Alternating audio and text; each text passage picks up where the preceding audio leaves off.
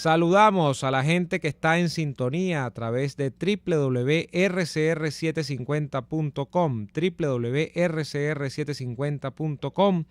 Allí nos puedes ver en vivo y directo. Gracias también a la gente que se pliega a esta sintonía en nuestra señal vía Periscope. Nos consigues en Periscope en @rcr750.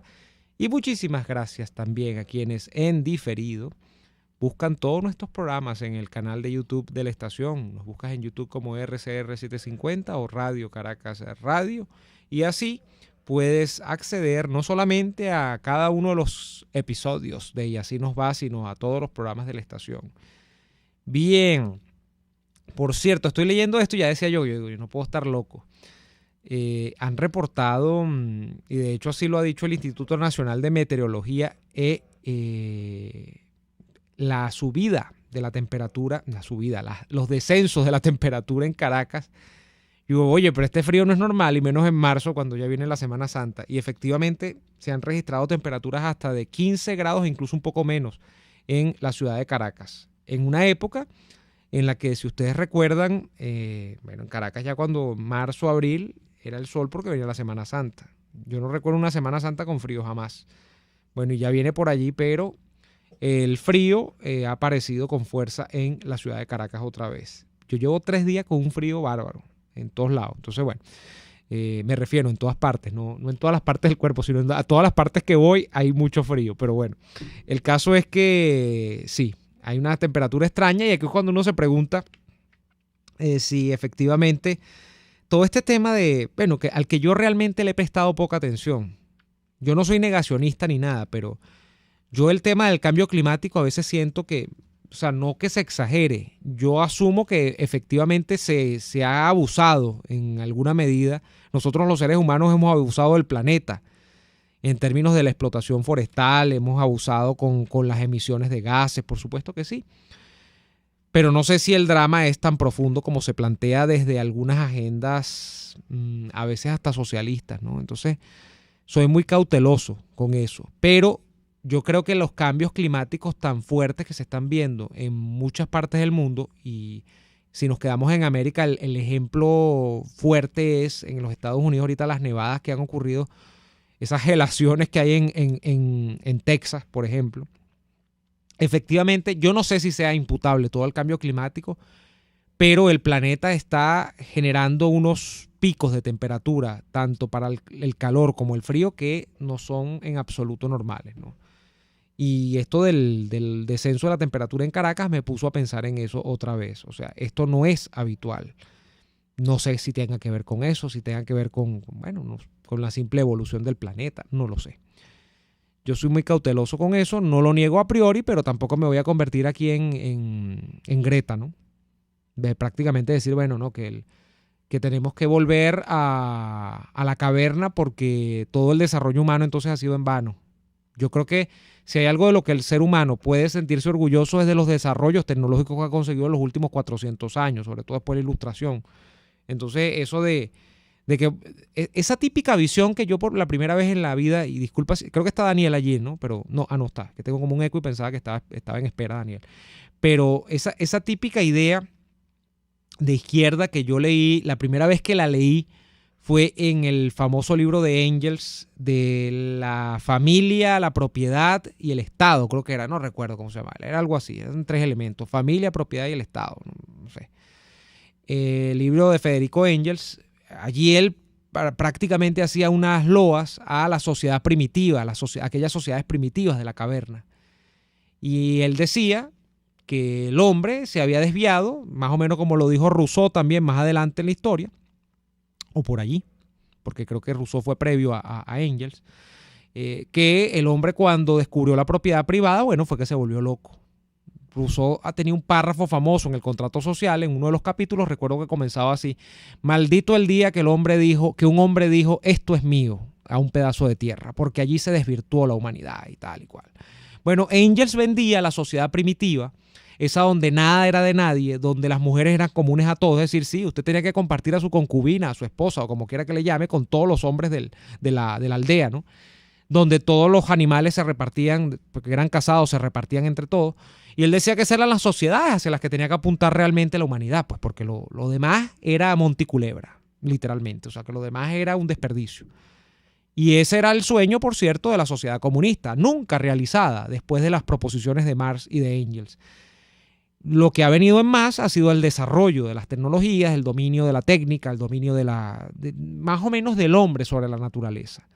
Y por supuesto que eso ha llevado a que el hombre sea cada vez más egoísta, claro que sí. Pero yo creo que mirado en la historia es sumamente preferible la evolución a quedarse estancado. Y en ese sentido, claro que la evolución ha traído aparejada consigo, repito, estas cosas de que los hombres a veces se creen dioses. Pero bueno, para mí es el camino de la vida. O sea, evolucionar permanentemente. Y el conocimiento que hace que el hombre evolucione. Los descubrimientos científicos, todas estas cosas. Y traía esto a colación porque en nuestros días, no Engels hace 100 años, sino en nuestros días, hay gente que todavía dice, no, es que hay que volver a aquellas sociedades primitivas. Y no, porque mira lo que le está pasando al planeta. Mira, yo creo que hay manera de conciliar las cosas, ¿no? Hay manera, que esos fueron los famosos planteamientos, siempre se hacen, ¿no? Intermedios de los partidos verdes, etcétera, que era una cosa que creo que Chávez la mencionó en ese pasticho de ideas que tenía al principio de su primer gobierno, que era el famoso desarrollo sostenible, decían, que era que tú lograses que un país siguiese avanzando en términos de explotación de recursos naturales, no sé qué, recursos, por lo menos el caso venezolano con el petróleo, pero que pensabas también en el tema ecológico, que pensabas también en lo que eso provocaba dentro del medio ambiente en el que tú como hombre es obvio que te desenvuelves, ¿no? Y que pensaras en el día del mañana, o sea, que no es solamente ahorita y ahora lo que uno tiene que tener en mente. Por supuesto que sí, pero bueno, cosas que me puse a pensar luego de ver este tema de las temperaturas. Lo otro que quería comentar con ustedes, ya entrando en tema, es que ya se ve que es muy claro esto digamos, de las proposiciones sobre el tema electoral en Venezuela. De hecho, he conocido, por lo que estoy viendo acá, que el señor Roberto Picón, que fue preso político de este régimen, ha aceptado la postulación de la Asociación Civil Sinergia, creo que se llama. Él lo ha dicho así, lo ha comunicado en Twitter, para ser rector del CNE. Porque se supone, y así lo ha dicho Maduro, porque todo está ya atado y bien atado, aunque ustedes no lo crean, que entre este mes que recién comenzó ayer, el mes de marzo y el mes de abril, pues vendrá un nuevo CNE. Y que en ese sentido el nuevo CNE derivará, por supuesto, en la convocatoria de una mega elección. Que es una mega elección porque en principio ya comprende unidas la elección de alcalde y de gobernadores. Y ojo que estoy hablando en sentido, o sea, no he metido opinión. Estoy diciendo elección porque es como ellos le llaman, pero yo no creo que eso sea en absoluto una elección. El caso es que, Roberto Picón, que era muy cercano a la Mesa de la Unidad Democrática, era uno de sus principales técnicos, de sus asesores, facilitadores en el área técnica electoral, dice que ha aceptado la postulación. Lo cual me hace a mí pensar, cuando lo compagino además con unas declaraciones de Chuo Torrealba, no en su programa de esta mañana, las he leído yo en Noticiero Digital, creo que es una entrevista, sobre la idea de que la oposición tiene que volver a la vía electoral porque a su juicio incluso la oposición se metió a loca cuando empezó a llamar vías militares para la solución del conflicto, cuando no tiene militares, lo cual compagino con él. O sea, yo creo que sí, es verdad, la oposición no tiene militares, pero no estoy de acuerdo que la llamada a la resolución por el caso militar sea errada, porque yo creo que al final de cuentas, si los militares son los que tienen el coroto agarrado por el mango acá, bueno, por supuesto que son parte de la solución y pasa por ellos la solución. Lo que corresponde, dice Chuo Torrealba, es que la gente vaya a las elecciones, que la oposición se deje de fantasías, que la oposición se una, porque bueno, volvemos al mismo tema de que es que el problema acá es que la oposición no está unida. Y para mí ese nunca será el problema. El problema es que realmente tú no puedes confrontar políticamente a un régimen que ya corresponde a lógicas extrapolíticas. Y habrá quien le diga a usted por ahí, bueno, ¿y qué hacemos? Porque no... Bueno, lamentablemente en ese ámbito de acción, si ustedes me permiten el atisbo de sinceridad, los que no somos del mundo militar, los que no somos del mundo armado, poco jugamos. Y lamento nuevamente, porque esto es un mensaje que no es nuevo, esto es un mensaje que yo tengo colocando en la audiencia por lo menos hace 3 o 4 años, cuando me percaté después del año 2015 que no había de otra. lamentablemente a veces la sociedad civil, en estos casos, no tiene cómo resolver en esa área de competencias, ¿no? No está dentro de su área de competencias, porque no es, o sea, por ahí no es. Ya la sociedad civil ha agotado en Venezuela todos los mecanismos previstos para estos casos por el manual. La sociedad civil ha convocado concentraciones, la sociedad civil ha hecho marchas, la sociedad civil ha realizado protestas sectoriales, es decir, por el gremio de enfermeras, por el gremio de los maestros, por el gremio de los abogados, por el gremio de los médicos, por el gremio, todo, o sea, sectorizada, toda. Se han hecho incluso paros patronales, paros de trabajadores o huelgas, como se podría decir también.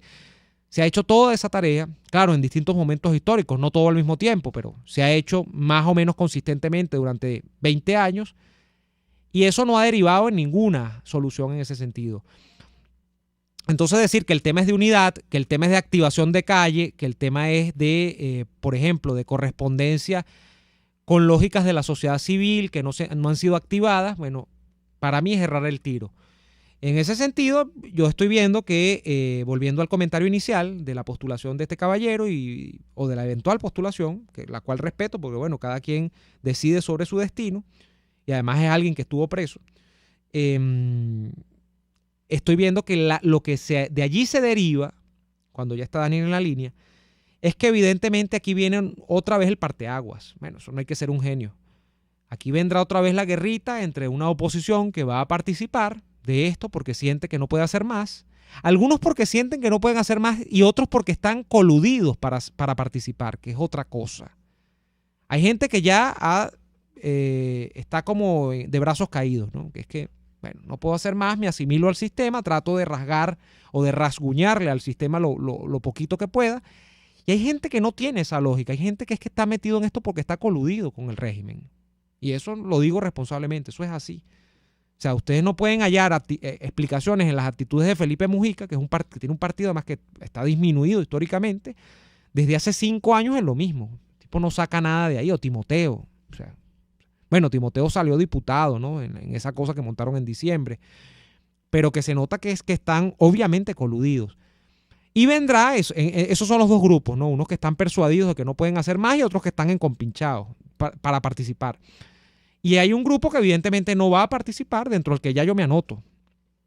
Conmigo no cuenten, como dijo una vez mi estimada María Corina Machado, conmigo no cuenten para esto porque ya esta película yo me la sé. Y como diría Daniel Lara, ¿cómo es? Ahora es que viene la parte que da miedo. Entonces, bueno, Daniel Lara, buenas tardes, ¿cómo estás?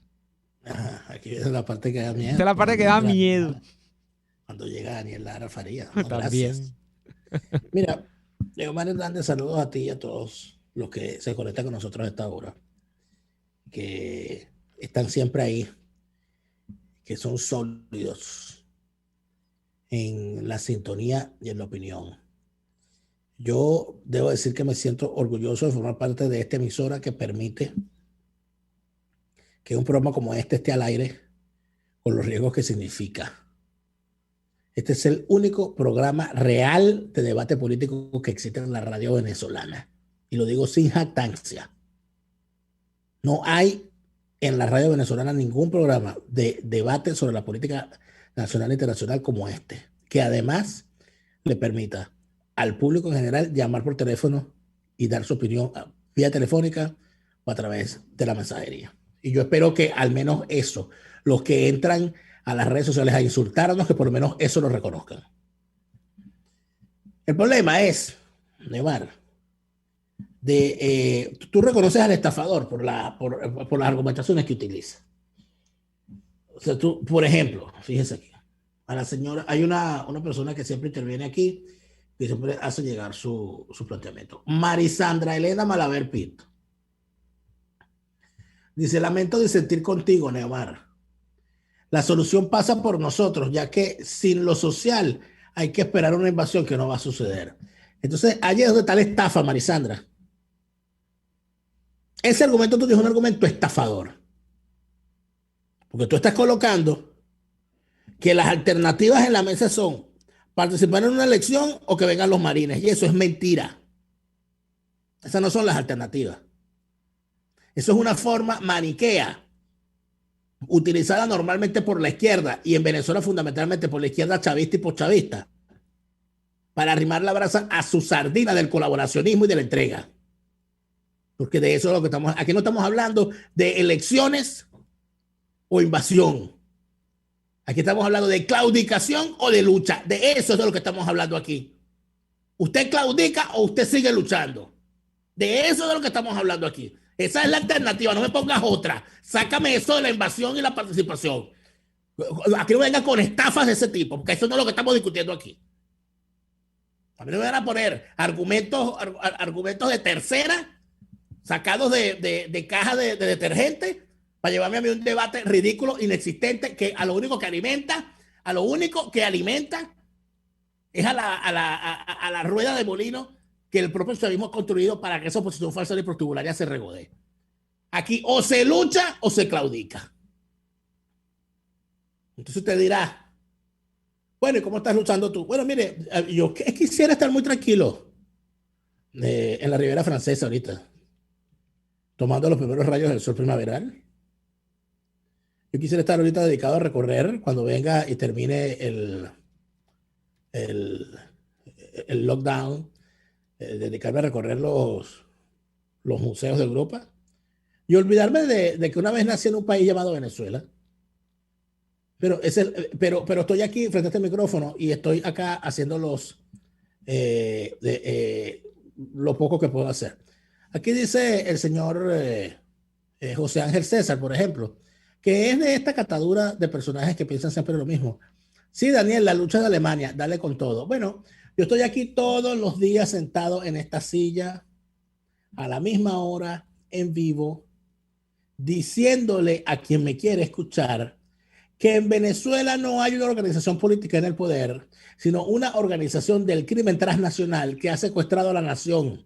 Y además digo que a esa organización del crimen transnacional ya se la ha intentado sacar del poder a través de los votos y no se ha logrado. Y no se va a lograr porque a una organización criminal no se le expulsa a través de mecanismos negociados, sino que se le expulsa a través de los mecanismos que solamente ellos saben entender y que todos sabemos cuáles son. Esa es mi forma de lucha. Cada quien busca su forma de lucha. Por ejemplo, podría yo preguntarle a usted, señor, ¿cuál es su forma de lucha? Escuchar todos los días este programa para llevarme a mí la contraria escribiendo en el chat de YouTube. Bueno, si usted encontró que esa es su forma de lucha, Porque para usted el enemigo es Daniel Lara Faría y no Nicolás Maduro ni el chavismo, yo lo felicito. Esa es la forma que usted encontró. Pero esto de colocar entonces, no, aquí hay que votar porque si no votamos nos matamos. Eso es un argumento chuista. Es un argumento chuista porque el Chugo Torrealba es así binario. Ah, no, si usted no quiere la democracia, usted no quiere las elecciones, fuerza Venezuela. No, eso mira, eso es de show de los años 80, ¿verdad? Y eso está pasado de moda. O sea, aquí bastante que ha leído uno, bastante que ha estudiado uno, bastante que ha analizado uno la realidad, para que vengan a ver, a barajearlo a uno con estos argumentos ridículos de trasnochado izquierdista borracho de esquina que jamás en su vida ha trabajado y pretende decirle a otros cómo trabajar. Mira. ¿Qué considero yo, Neymar? Sinceramente, que está en la mesa hoy. Bueno, hay que preguntarse, ¿usted quiere claudicar frente al chavismo o quiere seguir luchando? Número uno. Ese es lo primero. Si usted dice, no, yo quiero seguir luchando, bueno, dígame si ir a unas elecciones en las condiciones que el chavismo plantea, con la sinvergüenzura que el chavismo plantea, con las burlas que el chavismo plantea y todo lo demás, si eso significa luchar. Participar en esas elecciones significa luchar o significa claudicar. Hay que tener claros los conceptos. Cuando los tenga, después podemos sentarnos a discutir. Mientras tanto, por favor, la gente que sustituye ideas por consignas, por favor, vaya y siéntense en las tertulias de la oposición falsa y prostibularia, que es a ellos lo que le corresponde ese nivel de análisis. Aquí, afortunadamente, ya pasamos de la primaria política y dejamos de ser unos pensadores binarios y afortunadamente logramos llegar más allá, Neomar. Vamos a la pausa comercial y venimos como todos los martes con los presos políticos. Ya venimos con más. Usted escucha Y Así Nos Va con Daniel Lara y Neomar Hernández, solo por RCR 750 AM. Puedes seguirnos en nuestras redes sociales.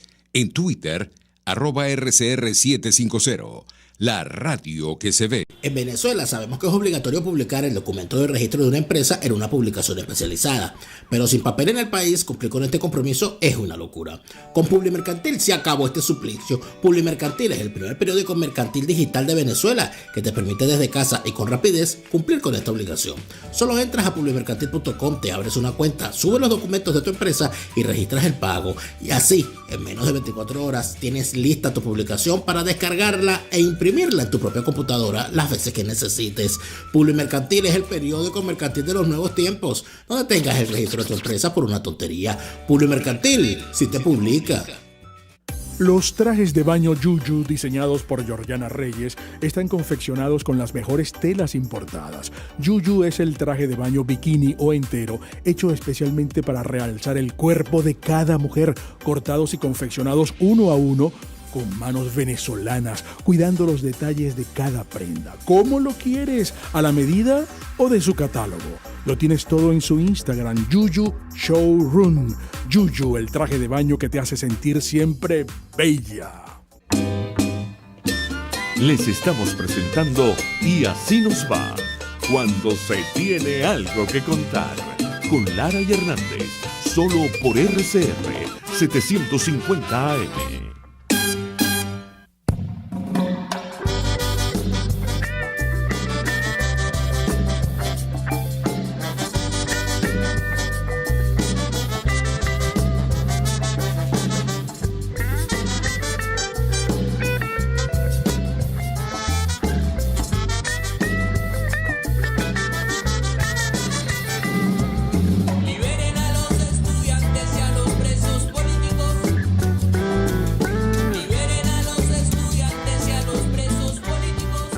Bien, Daniel Alejandro Parra Pérez, joven de 23 años, está detenido desde el 9 de septiembre de 2017.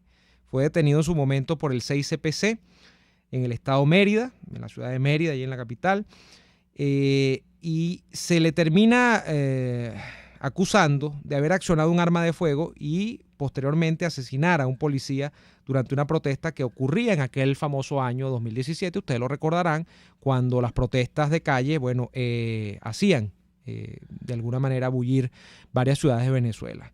¿Qué dice la familia? ¿Qué dicen los vecinos? Que esto es imposible porque el joven Daniel, en el momento en el que se producen los hechos, donde efectivamente fallece un funcionario policial, estaba, de acuerdo al testimonio de la familia y de acuerdo a varios testigos, que son los vecinos del muchacho, en la vivienda de su madre, no estaba en la calle. Sin embargo, Daniel sí es, o lo reconoce así la familia, era un muchacho activo en términos de las protestas pacíficas que se desarrollaron en varias partes del país también. Siempre estuvo en contra del régimen, participó en varias protestas, y eso es lo que cree la familia que termina motivando su arresto, ¿no? Al día de hoy, una audiencia preliminar que duró 9 meses en realizarse, una apertura de juicio, es decir, la primera audiencia, la de apertura, se difirió 18 veces, duró 2 años en ese proceso, un proceso que parece estancado, y para hablar de él tenemos al director del Foro Penal en el estado Mérida, y además abogado, defensor de Daniel Parra, el doctor Fernando Cermeño, en la línea. Buenas tardes, Fernando, ¿nos escucha? Sí, buenas tardes. ¿Cómo está? ¿Cómo les va? Bueno, muchas gracias por la invitación a este importante programa y a Radio Caracas para poder decir la verdad sobre este caso. Cuéntenos, Fernando, rápidamente, ¿cómo termina detenido este muchacho Daniel Parra? Amén de que incluso por lo que estoy viendo acá, los elementos probatorios eran insuficientes. Ustedes llegaron a señalar, entiendo, desde la defensa que estaban viciados, no había pruebas contundentes, esto que se le señaló en su momento. ¿Y cómo ha durado en este limbo legal? Porque aparentemente, por lo que veo, el juicio o el proceso de juicio ha estado absolutamente enlentecido durante todo este tiempo, por 4 años ya de detención, casi. En septiembre, 4 años, Daniel Parra. Le escuchamos, Fernando. Sí, mira, este proceso penal se inicia a propósito del homicidio de unos funcionarios policiales que se dio en el viaducto Sucre de la ciudad de Mérida el 13 de junio del año 2017. Uh-huh. En el marco de las protestas ciudadanas que se celebraban tanto en Mérida como en el resto del país, como tú bien lo apuntaste. 3 meses más tarde, en el mes de septiembre, detienen a Daniel Parra, lo detienen sin orden judicial, lo detienen por resistencia a la autoridad y se lo llevan preso. 5 días más tarde, el 11 de septiembre, lo presentan a una audiencia de presentación, le dan una medida de libertad condicional por el delito de resistencia a la autoridad, pero lo dejan detenido sorpresivamente con una orden de aprehensión por el delito de homicidio de estos funcionarios policiales.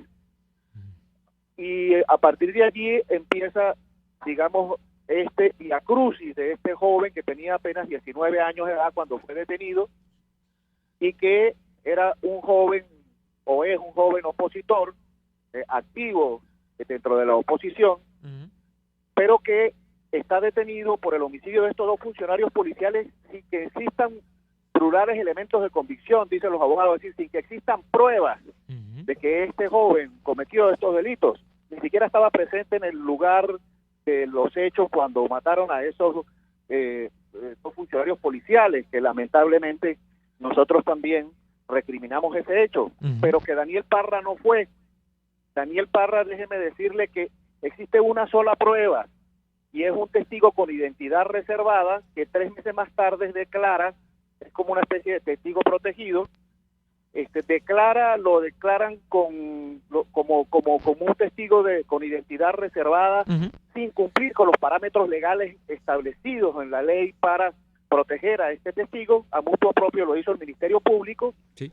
Y más nada, eso es lo único que hay. Este testigo dice que vio a Daniel Parra dándole muerte a estos 2 funcionarios policiales e involucra a otras 2 personas más en ese hecho, una de las cuales, por cierto, en la audiencia preliminar salió en libertad plena y sobreseído porque se demostró que estaba en un lugar distinto a donde dijeron los funcionarios policiales, a donde dijo el Ministerio Público que estaba participando en ese hecho. Mire, contra Daniel Parra, amigo, no existe ni arma de fuego, no existe una prueba, digamos, de parafina ni de APD que demuestre que él accionó un arma. No existen más testigos. No existen pruebas de que ese muchacho siquiera estuviese presente en ese lugar. Está injustamente detenido. Abogado Fernando Cermeño, yo le tengo la siguiente pregunta, porque cuando uno revisa el caso del joven Daniel Parra, tiene los mismos ribetes que otros casos donde aparecen de la nada acusaciones, una cada vez más truculenta que la otra, y cuando uno se busca quién es el que hace la acusación, siempre hay una cosa difusa, una cosa que es un chisme, un cuento o algo sin ningún sustento científico en cuanto a la investigación policial que debería tener. Mi pregunta es, ¿por qué razón se está haciendo, en su opinión, toda esta acción en contra de Daniel Parra? ¿Quién es Daniel Parra como para que se tenga que hacer todo esto y mantenerlo tras las rejas? Mire, Daniel Parra no es más que un preso político de propaganda. Lo que buscan es sostener la narrativa o el discurso de que sectores de la oposición eran violentos y que empuñaban armas y hacían armas contra las comisiones de la policía que trataban de reprimir a los ciudadanos que manifestaban en el 2017. Él es escogido no por la persona que es, sino él es escogido para hacerle propaganda al gobierno y justificar las acciones de represión y las muertes de estos 2 policías, lamentables muertes que en todo caso no fue Daniel Parra, sino que sus autores andan por allí desaparecidos, fueron otras personas.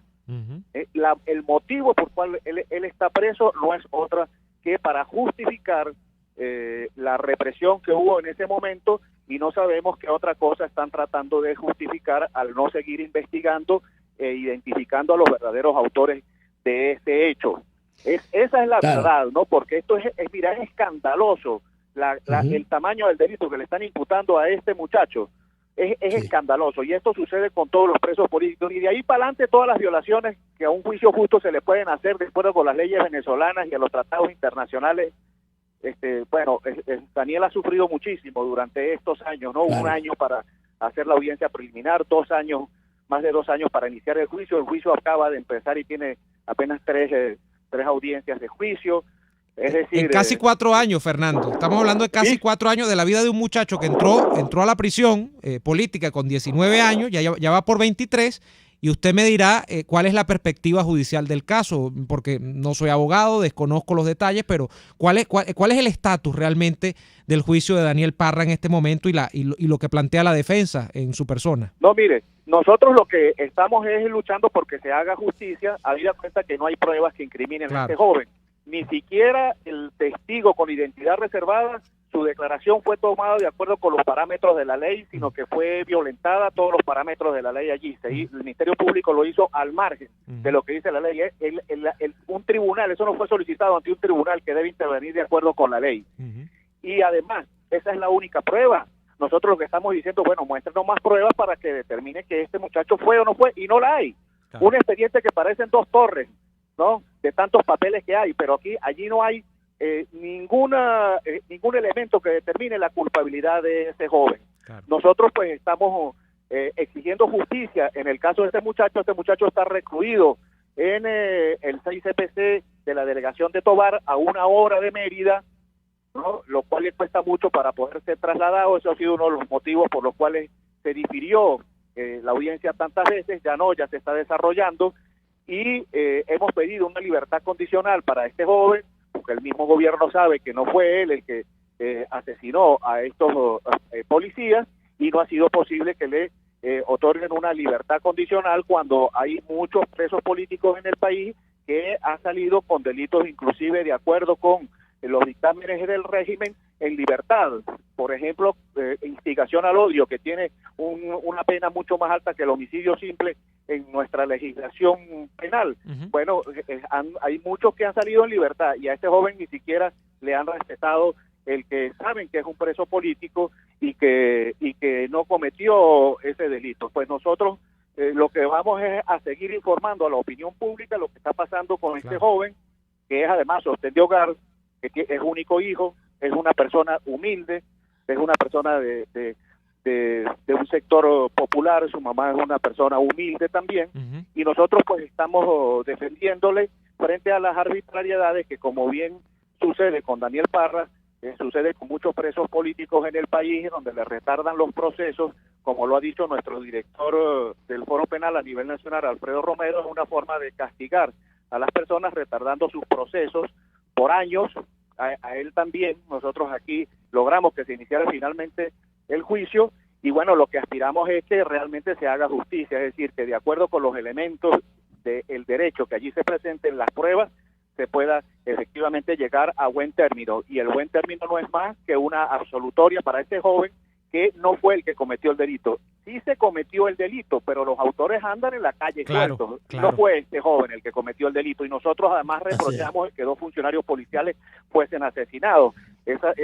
No estamos de acuerdo con ello, pero tampoco estamos de acuerdo con que se estén incriminando por propósitos políticos a un joven para justificar una narrativa, sencillamente por diatribas de carácter político. No es justo que un jovencito esté en la cárcel sin haber cometido delito alguno.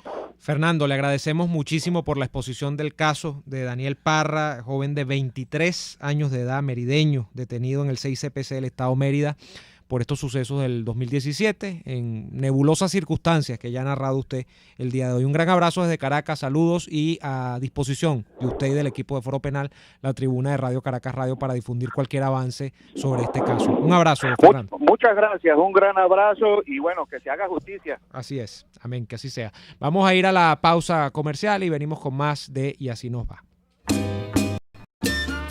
RCR les está presentando a Lara y Hernández en Y Así Nos Va por sus 750 AM.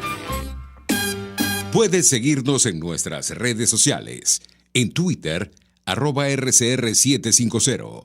La radio que se ve. Antojos de pizza, pasta o risotto durante la cuarentena. Lo resolvemos. En Il Sapore de la Nonna tienen delivery a varias zonas de Caracas. Así es, Il Sapore de la Nonna te lleva lo mejor de la comida italiana hasta la puerta de tu casa. Haz tu pedido por el 0212-634-0982 o por el 412-569-9404 y disfruta de todo su sabor. Il Sapore de la Nonna en cuarentena sigue siendo el sabor de Italia en Caracas. Atuplata.com.be la cuarentena no los detiene. Siguen haciendo envíos desde los Estados Unidos a Venezuela sin complicaciones. Además de eso, buscan tu carga en Tampa, Orlando y Miami sin ningún costo adicional. Sí, no tienes que moverte. Van hasta la puerta de tu casa y se encargan de todo. tuplata.com.be con promoción de servicio de pick-up gratis. Hasta en la cuarentena tuplata.com.be. En los envíos te da la tarifa más baja y en el menor tiempo. RCR 750 AM. Porque lo bueno une.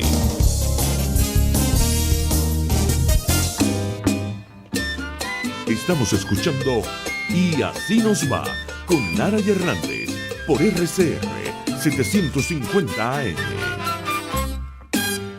De vuelta en Y Así Nos Va. Fíjate tú, Wilmer Uzcategui, Venezuela, el país donde puedes cometer cualquier delito y si estás en cualquier partido político te defienden porque eres político. Mire, yo apuesto a una Venezuela donde no se defienda solamente a los políticos, sino que se defienda a los inocentes, a los justos, a la gente de bien.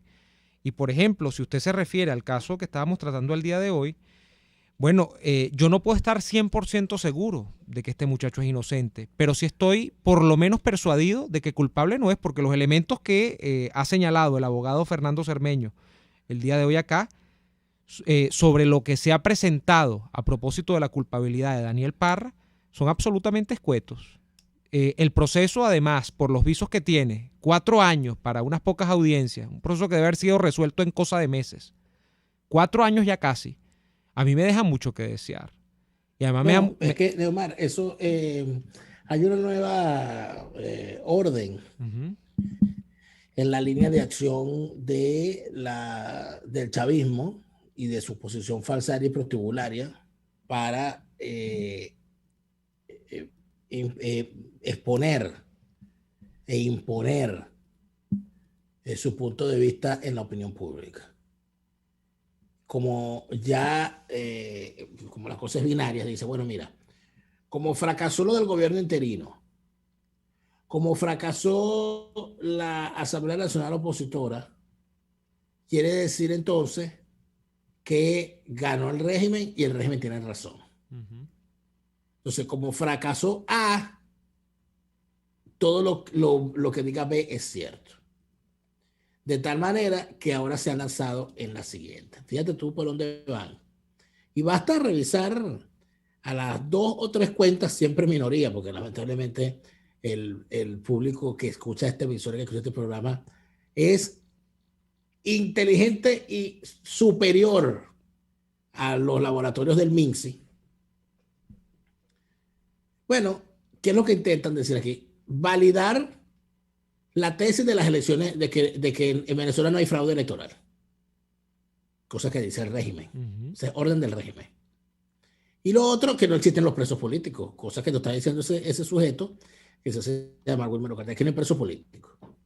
Es decir, esa oposición falsa de prostibularia ahora, no, como fracasó el gobierno interino, todo lo que dijo el gobierno interino, entonces no lo podemos decir.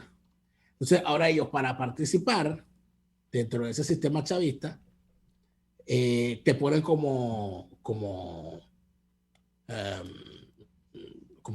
argumento o como requisito negar la existencia de los presos políticos, sí. Decir que las sanciones contra delincuentes tipo Bertucci, tipo Padrino López, tipo Diosdado, son sanciones contra el pueblo y que son la culpa de que las cosas estén mal en la economía. 3, decir que el sistema electoral venezolano es una maravilla y que hay que participar. Claro. Y entonces mandan a las 2 o 3, a los laboratorios que tienen, cada vez son menos. Ayer se anunció, porque es que, oigan, esto no es un chiste. Hay grupos de personas que trabajan para el MINSI y que los tienen en unas listas para hacer presencia en las redes sociales, en chats de emisoras y en foros. Y se les paga a través del sistema patria del carnet de la patria, etcétera. Les dan unos churupos.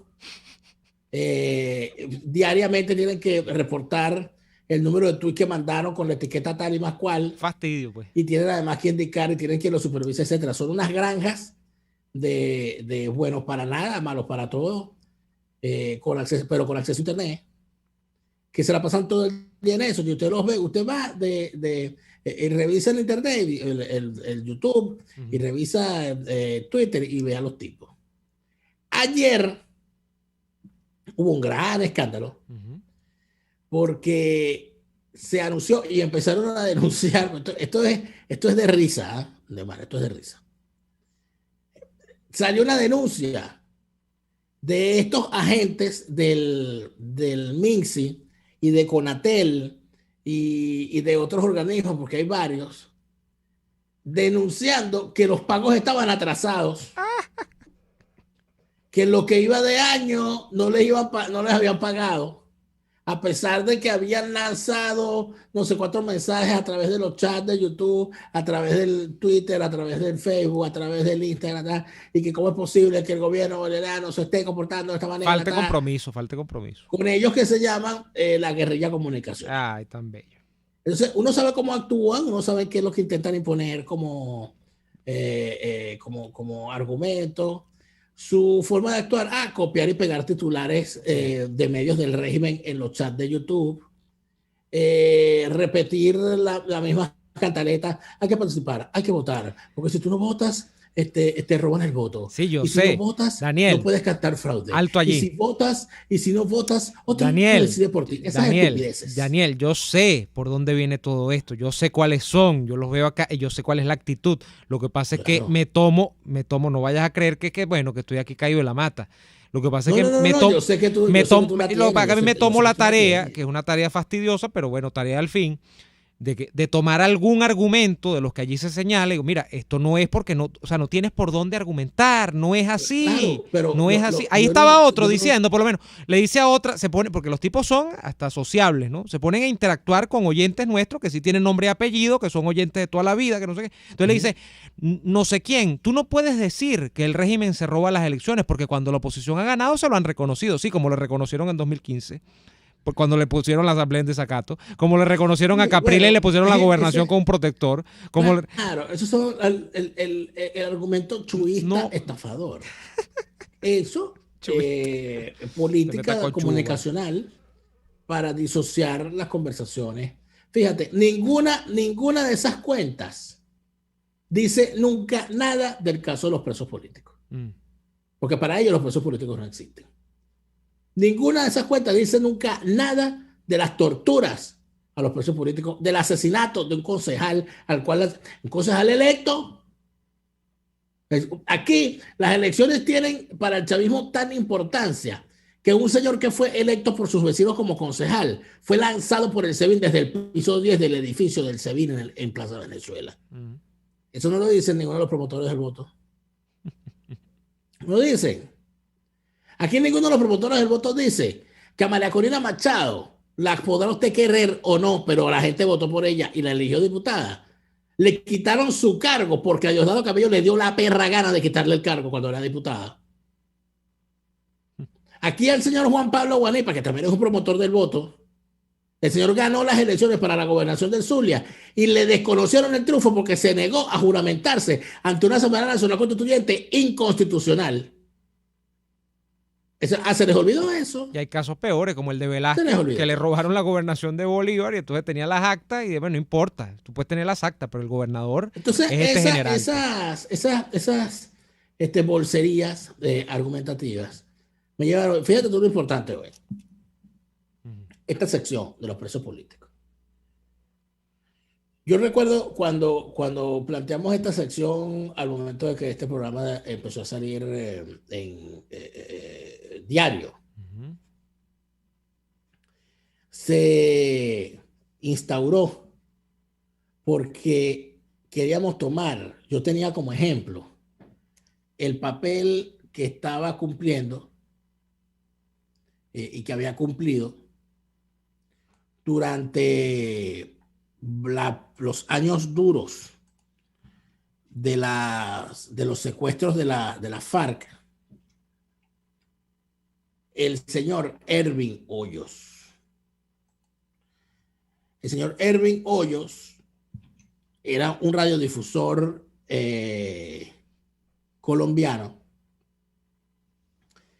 que tenía un programa radial llamado Las Voces del Secuestro. Ese señor se dedicaba a hablar con las familias de los secuestrados en las selvas por la FARC. Y los familiares de los secuestrados, tarde en la noche en el programa, contaban cómo estaba la familia de secuestrados, cómo estaban los niños, estaban yendo a la escuela. Es decir, como actualizando para el secuestrado la vida de su familia sin él.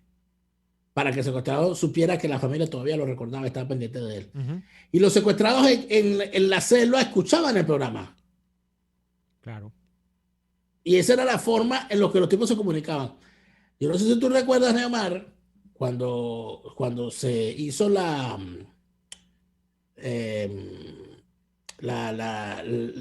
acción que liberó a Ingrid Betancourt, cómo Ingrid Betancourt al llegar a la base militar, donde habló frente al micrófono, dijo, y a quien quisiera yo conocer es al señor Ervin Hoyos, que me mantuvo la fe todos estos años.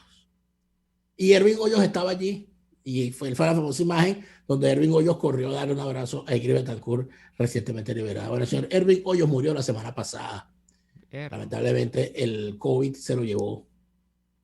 Ervin Hoyos tuvo una participación, hizo radio, eso es hacer radio, usó la radio para lo que la radio fue hecha originalmente, para comunicar a la gente. Y cuando la FARC lo amenazó y tuvo que escaparse de Colombia, se fue a España, y en España la cadena SER, creo que fue, le permitió seguir haciendo sus programas desde España. Qué bueno. O sea, Ervin Hoyos es uno de los grandes héroes de la radiodifusión, de la radio por la libertad y por la democracia, en contra de los bandidos y a favor de la gente. No me que debería ser recordado por todos los latinoamericanos por lo que fue su labor frente a los micrófonos. Y pensando en lo importante que era para él darle la voz a los secuestrados, nosotros hicimos esta sección de los presos políticos. Porque los presos políticos escuchan este programa y escuchan esta sección y saben que estamos pendientes de ello. Vamos al corte, Neymar. Vamos a la pausa, ya venimos con más. Escuchamos Y Así Nos Va con Lara y Hernández, porque la realidad no se tapa con un dedo, solo por RCR 750 AM. Sintonícenos a través de Periscope, @RCR750, la radio que se ve.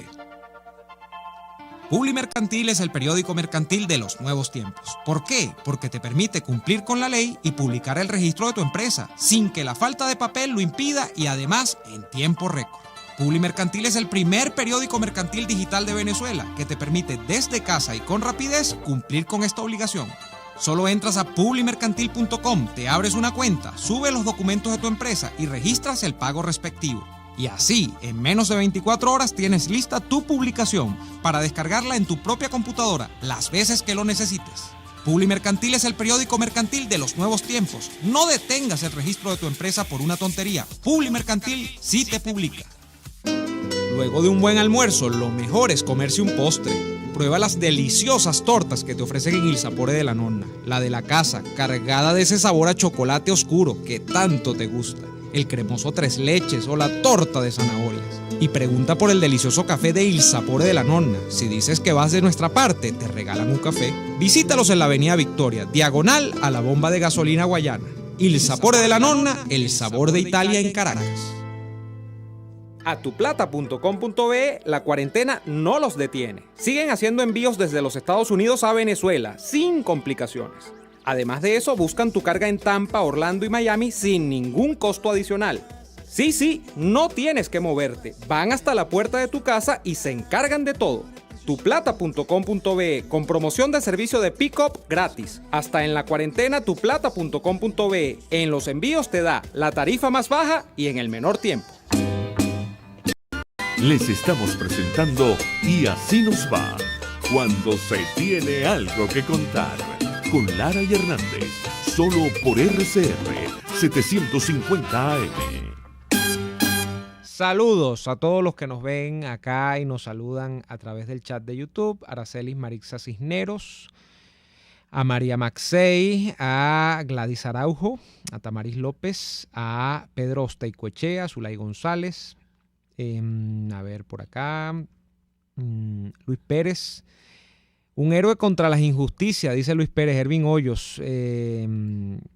Indira Chiarello también. Me cayó muy mal la noticia de la muerte de Ervin Hoyos, porque inclusive había tenido contacto con él varias veces y habíamos quedado en conversar alguna vez en el programa, pero nunca se nos daba. Ha sido realmente lamentable su desaparición.